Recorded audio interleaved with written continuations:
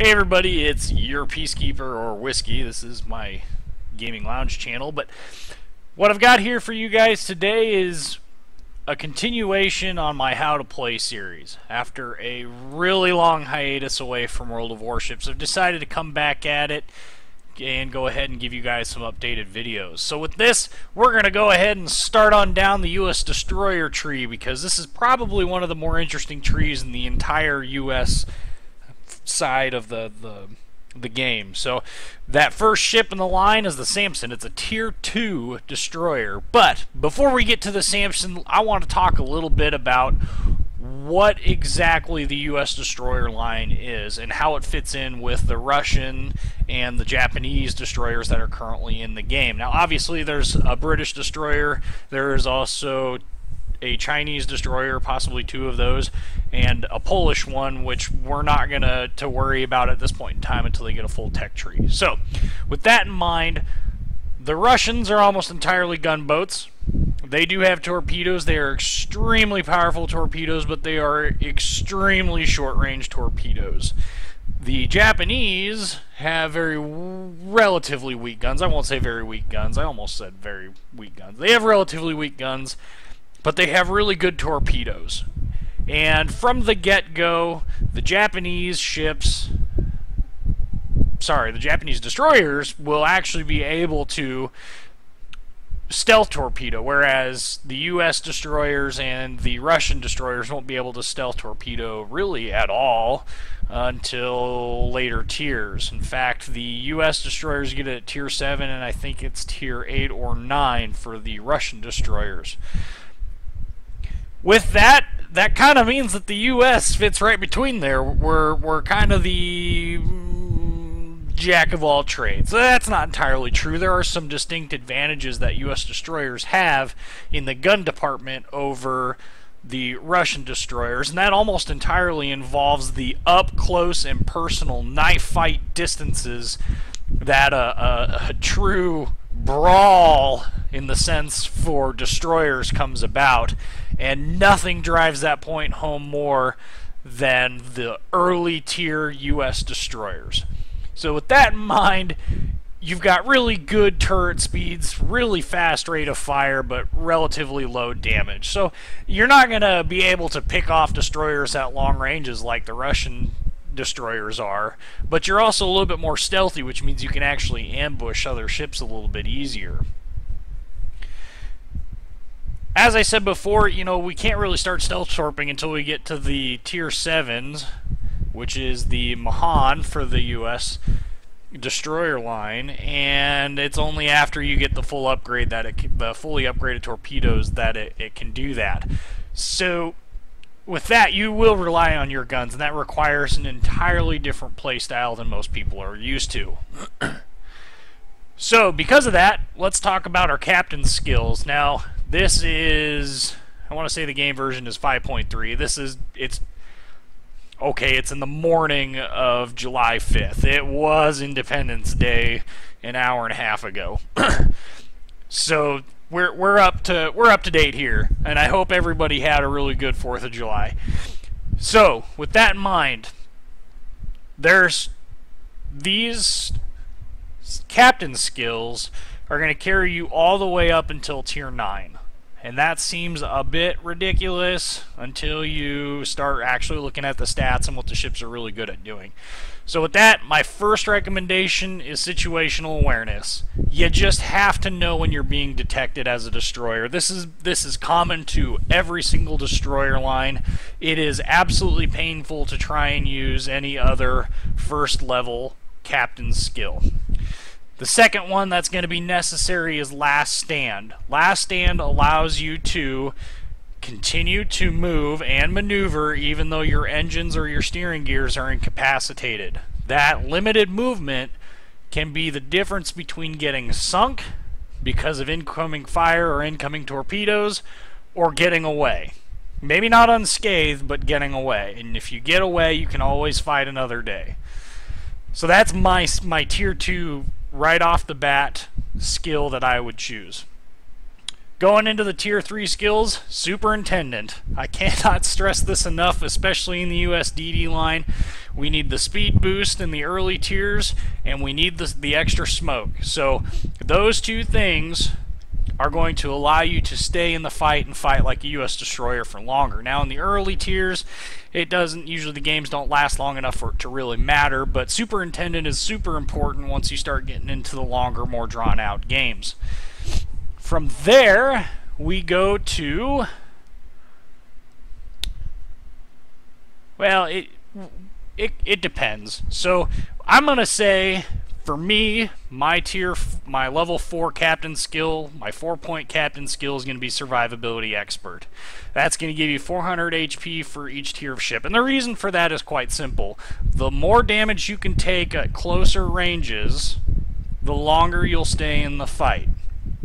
That's not to say that you should be taking damage at close ranges. It just means that when you do get into those knife fights with other destroyers, which will happen if you play these ships right, that extra, well, 800 hit points for Sampson, not that you would ever have a captain with that many points on a Sampson. I guess you could if you really enjoyed playing it that much. But that extra hit points are going to make the difference. You know, the Sampson only has 9,100 hit points, so an extra 800 is almost a 10% increase in your hit points. That's a pretty big deal. So after Survivability Expert, I'm going to go and say Torpedo... Nope. Wait. Yes. I'm going to say we're going to jump up here to Torpedo Armament Expertise. And this is going to speed up our reload time for firing torpedoes, which admittedly in the US ships isn't nearly as important as the guns until later on, but the torpedoes are still handy for ambushing ships as they come around corners, or doing a more advanced technique like an aggressive torpedo rush while you're ducking and weaving towards them and then waiting to turn at the last minute. So having those torpedoes able to reload quicker is beneficial. The next one from there is going to be basic firing training, and maybe you could swap basic firing training and torpedo armament expertise. It really kind of depends on the ship that you're playing on. A Sampson, I'd probably take the basic firing training first. This allows our main batteries to reload quicker, so 10% quicker actually. The AA bonus, that's pretty worthless really, but the 10% reduction in reload time is amazing. That difference is huge. Now, where you go from here is going to depend entirely upon your play style. If you are the type of person that likes to stealth fire, which stealth firing is, there is a limit. It's your each size of gun. So like for instance, the 5-inch guns on most of the US destroyers, I want to say it's 4 kilometers. When you fire, it will add 4 kilometers to your detection range. So if you like, we'll take the Fletcher, which has a 6.4 detection range, and it has those 5-inch guns. You add 4 kilometers when you fire. That means anything past 10.4 kilometers in range, the enemy can't see you so long as there's nobody within that 10.4 kilometers of range. So you can sit there and you can fire and they can't even see you. They have no idea where you're at even though you're shooting. Destroyers are unique in their ability to do this. I think later on, like the Zhao can do it, but really unimportant. For the US destroyers, you can do it. The problem that you're going to run into, and this is why I don't particularly care for advanced firing training on US destroyers, is the shell arc is suborbital. It goes way up there, and like 8 minutes later it finally comes down where you were actually aiming at. Adding 20% to the range with these 5-inch guns does nothing to help that, and actually makes it worse. So I don't personally find advanced firing training useful. However, if you are one of those people that likes to stealth fire, advanced firing training is probably going to be the ticket for you, simply because it gives you more range to work with and stealth fire. Me personally, I would go Demolition Expert. Demolition Expert's going to increase the chances of us starting fires on stuff 3%. The 5-inch guns have probably one of the worst fire percent chance rates. Thank you, Atlanta. It's all your fault. And because of that, adding this will actually help you start fires. And the unfortunate part is when battleships and cruisers are outside of your torpedo range or way too maneuverable and paying too much attention, unfortunately, the only way you're going to do damage with them is by shooting them with your guns.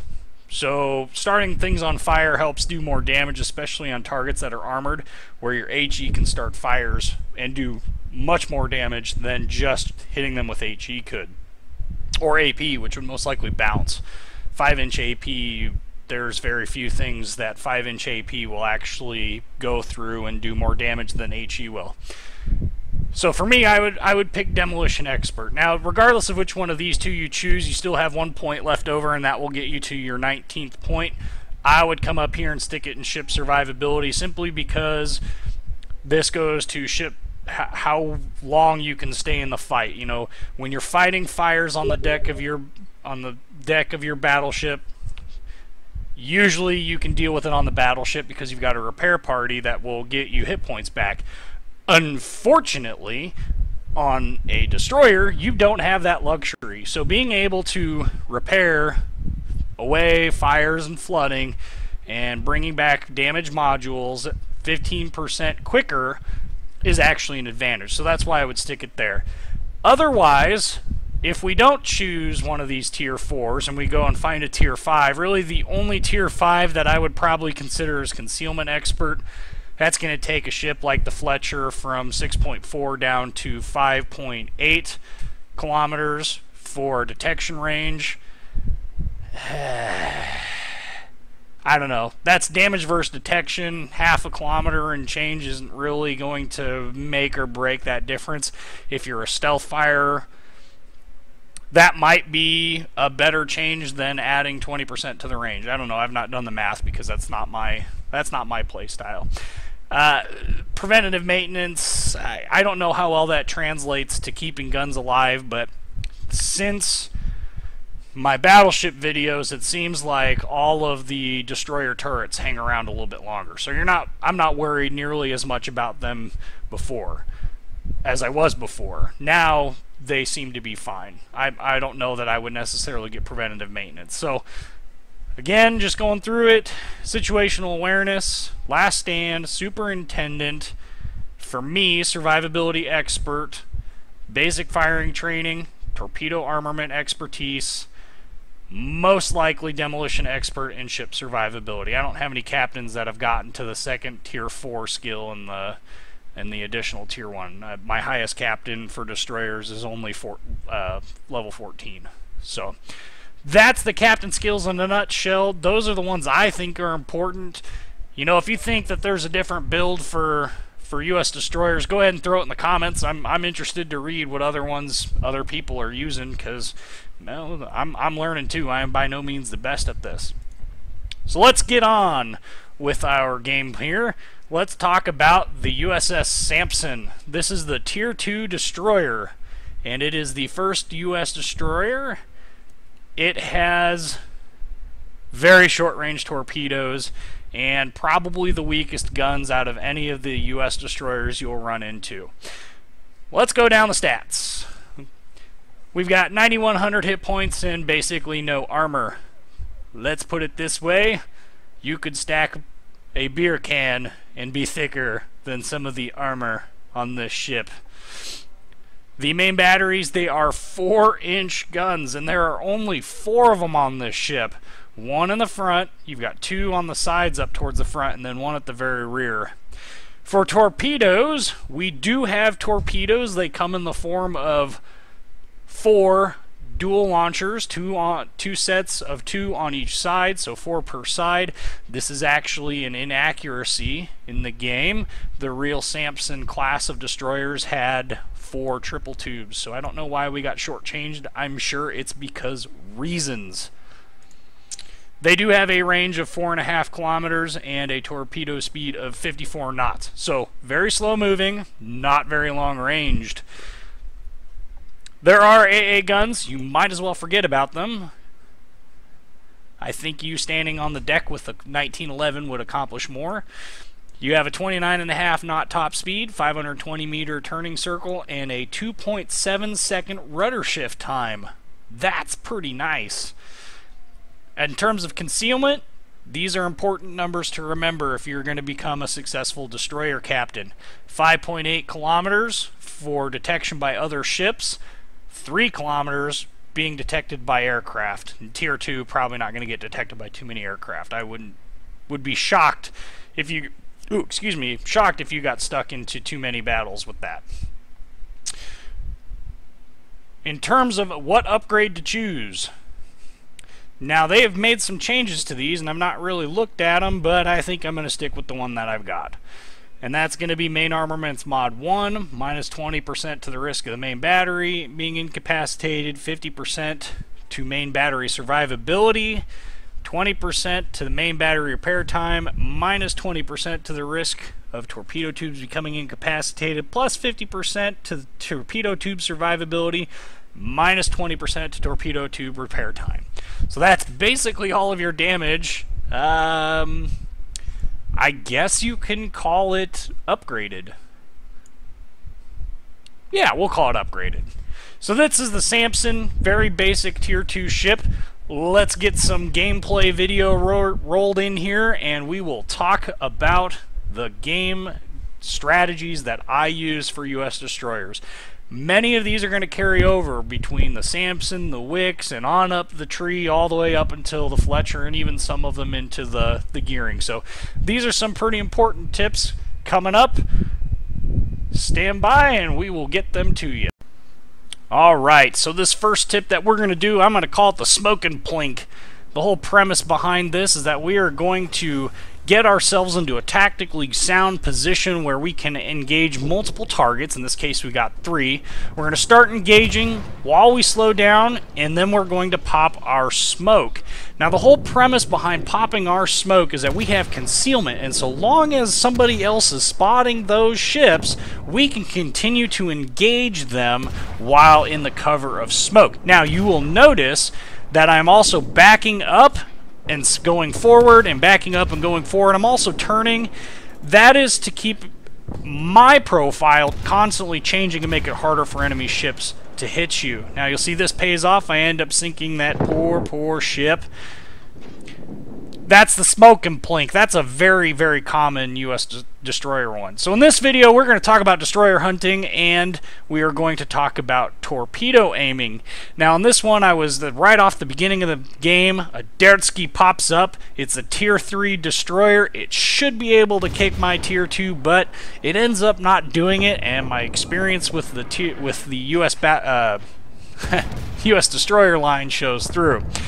Now, you'll notice that he stopped shooting, and that's one big key that something's a-coming. You'll also notice he started to turn. Now, I'm going to take a gamble and launch some torpedoes up there, but I know that his turn also indicates to me that he has launched his torpedoes. So I start turning immediately upon seeing that, and that throws his torpedoes off. Now, he's launched his torpedoes, I've launched mine. What comes next is merely a game of chance. My torpedoes come up first. I launch well ahead because the marker doesn't work correctly at close ranges. He launches his and they end up being behind. Now, as I'm coming out of this corner in this battle, I've got my smoke going because I'm coming in and out of detection. I don't want to get hit by those guys, but I see this Chikuma coming around this island. Now I lose him, but you know, with some experience you'll get used to just about the amount of time it takes for ships to travel. So I go ahead and I launch 2 sets of torpedoes while I also simultaneously turn and go away from fighting him, because cruisers in this game counter destroyers. And I don't want to die. I want to go ahead and stay in this fight. Now, I get 1 lucky hit off. It looks like I'm going to get 2, but he manages to get just 1. He's moving just fast enough. And as we go away, you'll notice that I'm doing something. I'm changing my heading constantly. And what this does is it makes it harder for them to predict where I'm going to be. So, as I'm changing my headings, I don't want to do it in any form of consistent pattern, because that would patterns are, you know, you can guess where someone will be in a pattern. You'll also notice that in the first salvo I didn't launch at the marker. The second salvo I launched one set at the marker and one set ahead. Then I launched them a long ways behind, and what I'm trying to do is I'm trying to get the ship to change its direction and then compensate for that. And you'll see I launched way ahead. I can see how quickly that thing is, the indicator is swinging. It's swinging out, so I am way ahead, but I end up not needing it anyway. Boom! He eats some torpedoes for me. Now you'll notice that St. Louis there, that's going to come up in this next part. This is a Battleship Torpedo Run. It's not a very good one, but it is a Battleship Torpedo Run. This St. Louis gets himself into a fight over here with two ships, and one of them is a battleship, which is the counter for cruisers. So I'm not going to let him out here on his own. I'm going to go join him. I almost get those torpedoes off on that Chester. But, like when we were running away, if we constantly change our heading, it makes it very difficult for us to be hit by incoming fire. Now, the Kawachi was shooting AP, and he hit me, but he didn't kill me because most of his shots over-penetrated. Now, on the run-up, we keep changing directions all the way up until we launch our last set of torpedoes. I launch them, and we're gonna get him. Now, I'm going to redo this video. I'm going to show a much better version of it because, frankly, I'm not that happy with that one. It doesn't quite show the long run-up that I'd love to show that really shows the best way to dodge. But if you wait, especially on battleships, you wait till right as they shoot to make your turn, and if you're going at an angle to their line of travel, as they fire, if you turn right when they fire, most of their shots will miss you, and that's a really good way to close the distance on them battleships. But we'll save that one for the next video. Like, comment, subscribe. Remember, if you got any comments on how to put the U.S. skills for U.S. Destroyer Captain to work, go ahead and throw those in the comments. I'd love to hear from you. I'm always willing to learn different ways to set up captains, especially for the Destroyer line, because it seems to be the most diverse. If you got any other comments, throw them down there. Otherwise, like, comment, subscribe, and Peacekeeper's back. We're going to get through these Destroyer videos, and I hope you guys are learning some stuff. If you are, let me know. Thanks for watching.